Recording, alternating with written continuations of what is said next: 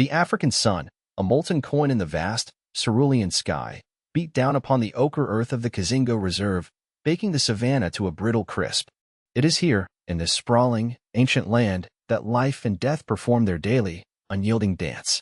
A lone bull giraffe, legs splayed awkwardly, might be seen reaching for the highest, most tender acacia leaves, its silhouette a stark etching against the shimmering heat haze. A family of warthogs, tails erect like Tiny and Tinny, might scurry through the tall, straw-colored grasses, their passage a brief rustle in the profound quiet. But today, something is different. A sound, unexpected and ethereal, weaves its way through the thorny scrub and across the cracked mudflats where a seasonal river once flowed. It is a human voice, singing. Before we dive into this extraordinary encounter, let us know where you're watching from in the comments, and if you believe kindness exists in the wild, even in its most untamed corners. Hit that like button and subscribe for more stories that explore the deep connections of our world. The song is not a field cry or a work chant. It's softer, a melody that seems to carry on its notes a strange mixture of sorrow and hope. It drifts from a dense thicket of combretum bushes, a place where shadows lie deep and secrets are easily kept. The core tension is palpable even before its source is fully revealed. A magnificent adult lion, a creature of formidable power and wild majesty, is ensnared, its left foreleg caught fast in the cruel, biting wire of a poacher's forgotten trap. The heat is an enemy, the unseen poacher another, and the lion's own dwindling strength a third. Its breath comes in ragged, dusty gasps. Its golden eyes, usually blazing with territorial fire, are clouded with pain and a growing, desperate fear. The singer, unseen for now, continues her strange vigil, her voice the only anomaly in this tableau of primal struggle. But something was about to shift in that silence, a response from the wild that no one could have predicted. The woman's name was Alara Vance. She wasn't a ranger in the traditional sense, nor a vet, though she worked closely with both. She was a behavioral biologist, a researcher who had spent 2 decades studying animal communication, not through data points and sonograms alone, but through an almost empathetic immersion. Her colleagues sometimes found her methods unconventional, her insistence on the emotional intelligence of animals a touch romantic, yet her results, her uncanny ability to anticipate and sometimes even influence animal behavior, were undeniable. She was lean, weathered by the African sun, with eyes the color of the hazy blue dawn, eyes that had witnessed countless dramas unfold on these plains.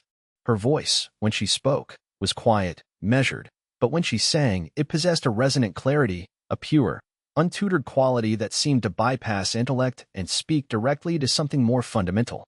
With her were 2 Kazingo rangers, Joseph and Samuel, men born to this land, their knowledge of its rhythms and dangers as instinctive as breathing. They had found the lion earlier that morning, drawn by the distressed, guttural roars that had eventually given way to a more terrifying silence. They knew the protocols: assess, sedate if possible, free the animal, and retreat. But this lion was in a particularly precarious position, the snare anchored to a deeply rooted tree, the ground around it treacherous and sloping. Any sudden movement could cause the wire to tighten further, or the lion to injure itself more grievously. The antagonist in this drama wasn't a snarling hyena or a rival pride, but the insidious, inanimate cruelty of the snare itself, a loop of cold, unyielding metal, a testament to human greed. And beyond that, the environment itself, the relentless, desiccating sun that climbed higher with each passing minute, sucking moisture from the air, from the earth, from the struggling lion. The air was thick with the scent of dust, dry grass, and the faint, metallic tang of the lion's fear and exertion. Joseph had pointed to the sky, a silent gesture towards the vultures that had begun to circle, high, patient specks against the blue. That was the micro-cameo of danger, a traditional harbinger. But Alara had heard something else in the lions earlier, now silenced, vocalizations, a threat of something that wasn't just rage, but a profound, bewildered terror. The Kazingo Reserve spread over thousands of square kilometers, a mosaic of grassland, acacia woodland, and rocky koppies. It was the dry season, the time of scarcity, when the herds congregated near the few remaining water sources, and predators, their hunting grounds concentrated, grew leaner, more desperate. The heat of the day was building, pressing down like a physical weight. Alara had noted the way the lion's massive head drooped, the shallow, rapid pulse visible in its tawny neck. Its initial fury upon their cautious approach had been terrifying, a series of explosive roars, a desperate lunging that had sent clods of dry earth flying. It was a display of power born of sheer panic. The Rangers had prepared the dart gun, but the lion was thrashing too violently, too unpredictably. A misplaced dart could cause more harm than good, or worse, only partially sedated, making it even more dangerous. It was then that Alara had made her unusual decision. While Joseph and Samuel maintained a safe but watchful distance, discussing the logistics of approach, she had moved a little closer, not directly, but at an angle, seating herself slowly on a sun-baked termite mound, a good 50 yards from the trapped animal. And then, she had begun to sing. Not words, not at first, just a low, continuous hum, a melody that rose and fell like the breath of the land itself. She sang of the resilience of the savanna, of the cool promise of the distant rains, of the quiet strength she saw even in the lion's desperate plight. The catalyst for this unfolding scene had been a routine patrol. Joseph, his eyes missing nothing, had spotted the disturbed earth, the almost imperceptible drag marks leading into the combretum. The snare was old, likely set months ago and forgotten, a cruel ghost in the landscape. The lion, perhaps chasing prey or simply moving through its territory, had blundered into it. The initial shock and agony must have been immense. Now, hours later, exhaustion was setting in, but the fear remained, a burning coal in its chest. The lion's first reaction to Alara's song was to freeze. Its ears, previously flattened against its skull in aggression, twitched, swiveling slightly in her direction. The deep, guttural growl that had been rumbling in its chest subsided, replaced by a wary, intense scrutiny. Joseph and Samuel exchanged glances. They had seen Alara work her quiet magic before, calming agitated elephants, even coaxing a shy leopard into view.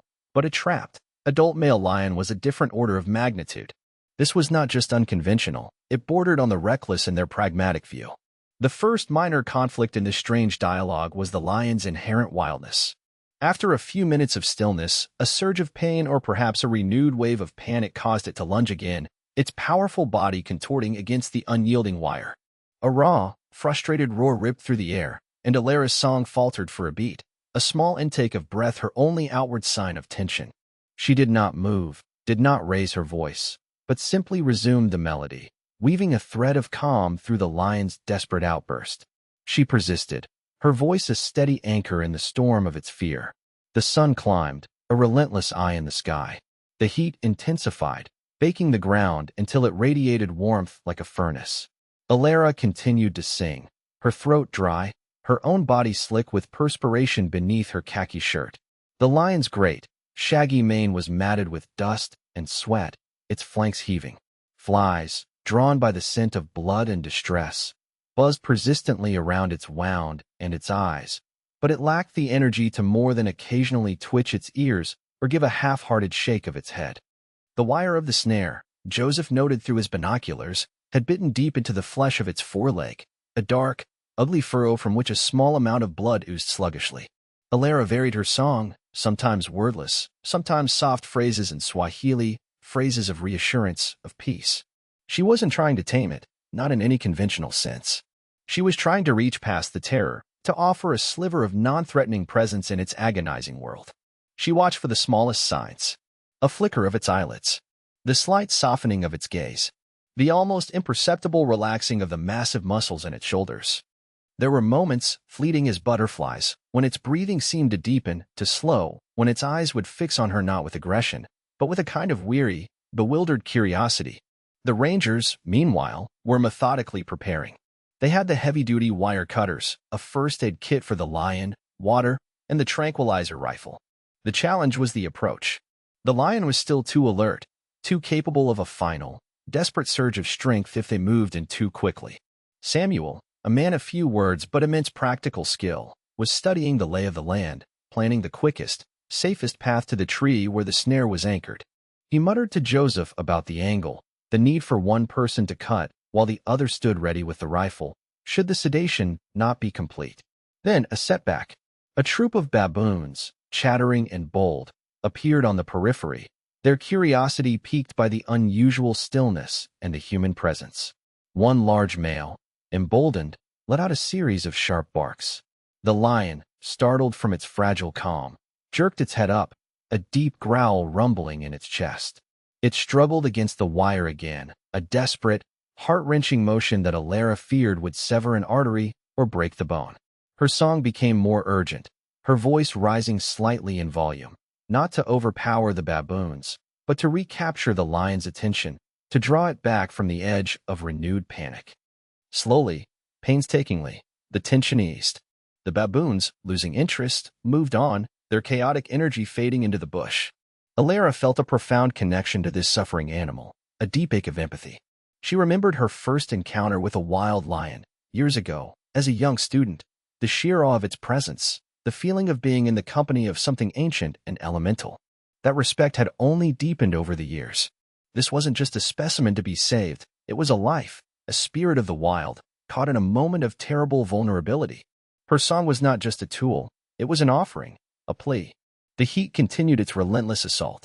The air was still, heavy, making each breath an effort.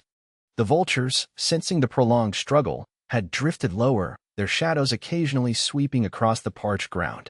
This was the antagonist's second micro-cameo, a more explicit tightening of the noose of fate.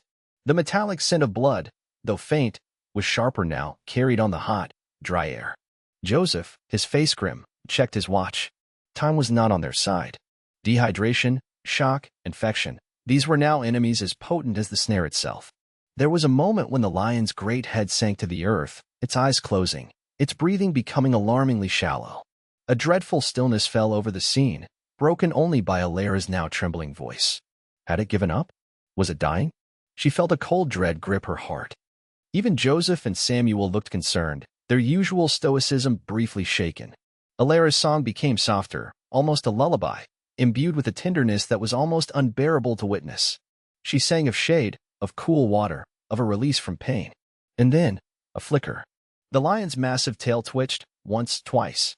Its eyes opened, no longer glazed but focused, directly on her. There was no aggression in that gaze, no fear, just a profound, weary awareness. It was as if, in that moment of near collapse, it had finally, truly heard her, understood the intent behind the strange, soothing sounds. Its breathing, though still shallow, seemed to steady. The vet on call via their satellite phone had given clear instructions for the sedative dosage based on an estimated weight, but the decision to administer it was now paramount. The decision was made. Joseph, his movements slow and deliberate, raised the tranquilizer rifle. Samuel stood by, rifle at the ready for safety, though his eyes were on Alara, a grudging respect dawning in them. Alara did not stop singing. Her voice, if anything, grew steadier, a calm, unwavering presence. She held the lion's gaze, a silent promise in her eyes. "It's all right," she murmured, the words blending into the melody. "We're here to help. Just be still now. Be still." The dart gun puffed, a soft exhalation in the tense silence. The small dart, a bright orange flicker, arced through the air and embedded itself in the lion's heavy shoulder muscle. The lion flinched, a low grunt escaping its chest, its eyes momentarily widening with surprise and a flash of the old fire. It tensed, as if to surge, but Alara's song, insistent, soothing, seemed to hold it, to gentle its reaction. It looked at her again, a long, searching look, and then, slowly, its great head began to droop. The next few minutes were a study in controlled urgency. The sedative would take time to fully work, but its initial effects were becoming apparent. The lion's movements grew sluggish, its eyelids heavy. Alara continued her soft, crooning melody, a constant thread of reassurance. She was closer now, having moved with the rangers as they prepared their final approach, though still maintaining a respectful distance. The countdown was on. The sedative was potent, but its duration was limited. They needed to work quickly and efficiently once the lion was fully under. The shallow rise and fall of its flanks was the metronome for their impending action. Joseph and Samuel, with Alara a few paces behind them, moved in cautiously. The lion was down, stretched out on its side, its breathing deep and regular, but not entirely unresponsive. The vet had warned them that even under sedation, a deeply stressed animal could react unexpectedly. Samuel, with the heavy-duty bolt cutters, knelt by the trapped leg. Joseph stood guard, his rifle still ready, his eyes scanning the surrounding bush, then returning to the lion. Alara's song was barely a whisper now, a gentle hum that seemed to permeate the very air around them. She was close enough to see the raw, chafed skin around the wire, the swelling, the dark stain of dried blood. Her heart ached for the creature's suffering. The climactic setting was one of intense, focused silence, punctuated only by the click and rasp of the bolt cutters against the thick wire, Alara's barely audible hum, and the slow, rhythmic sigh of the sedated lion's breath. Dust motes danced in the shafts of sunlight that pierced the canopy of the combretum. The air was thick with the smell of the lion, of hot earth, and the faint, antiseptic scent from the first aid kit Joseph had opened. Sweat trickled down Samuel's brow as he positioned the cutters, his movements precise, economical. This was the confrontation, not with tooth and claw, but with steel and sinew, patience and expertise. The snare wire was old, rusted, but stubbornly strong. The first attempt to cut it resulted in a grating screech of metal on metal. The lion twitched, a low moan escaping its throat, its massive paws flexing slightly. Alara's hum deepened, became more resonant, and she saw, or perhaps imagined, a slight easing of the tension in its body. Samuel repositioned the cutters. This time, with a sharp snap, one strand of the wire parted. Then another. He worked with focused intensity, aware of the ticking clock, the need to free the leg before the sedative began to wear off, or before the compromised circulation caused irreparable damage. Alara watched, her own breath held, her song a constant, almost subconscious offering. The risk was still present. A partially sedated lion, startled or pained, could still inflict terrible injury. Alara felt the emotional strain acutely. Every snap of the wire, every pained sigh from the lion, reverberated through her. It was a profound act of trust, this proximity, this intervention. Joseph, ever vigilant, wiped sweat from his own forehead with the back of his hand, his gaze unwavering. The vet, Dr. Arusha, was on standby via the radio, her voice a calm, disembodied presence offering advice on checking the lion's capillary refill time, the color of its gums, once they were clear. Then, with a final, decisive click, the last strand of the snare parted. The wire sprang away, and Samuel carefully, gently, eased the loop from the lion's swollen leg. A collective, almost inaudible sigh of relief passed between the three humans. Alara's song trailed off into silence. For a moment, no one moved. The lion lay still, free of the metal that had held it captive. Joseph knelt, quickly and expertly examining the wound. It was deep, raw, and undoubtedly painful, but miraculously, the bone seemed intact, and there was no sign of arterial bleeding. He cleaned it as best he could, applying a liberal dusting of antiseptic powder. Dr. Arusha had already advised against bandaging, as the lion would likely tear it off, and it was better to let the air get to the wound. An injection of long-acting antibiotic was administered. The decisive turning point had been reached. The snare, the physical antagonist, was defeated. The antidote to the sedative was carefully injected. Now began the wait for the lion to recover, and the true test of Alara's unusual intervention.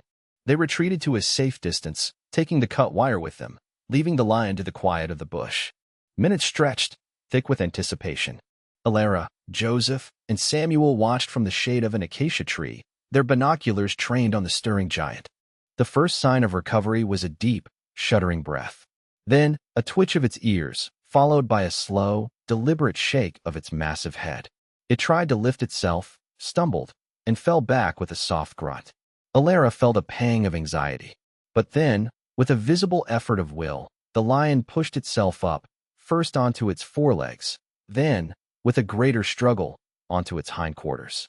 It stood, unsteady, swaying slightly, its injured leg held off the ground. It tested the leg gingerly, a look of what could only be described as pained surprise on its face as it found it free. The rangers would monitor its recovery from a distance, their job shifting from rescue to observation, ensuring it reintegrated or found a safe space to heal. And then, the moment that left them all in awe. The lion, instead of immediately bolting for the deepest cover, or turning on them with a defensive roar, slowly, deliberately, turned its great head. It looked directly at the spot where Alara and the rangers stood. Its golden eyes, no longer clouded by pain or panic, but clear and intensely focused, met Alara's. For a long, breathless moment, there was only that gaze, a wild, ancient intelligence acknowledging a human presence, an unusual interaction. There was no fear in its eyes, no anger. It was something else, something unreadable yet profoundly resonant. Then, it let out a soft, low sound, not a growl, but a deep, rumbling chuff.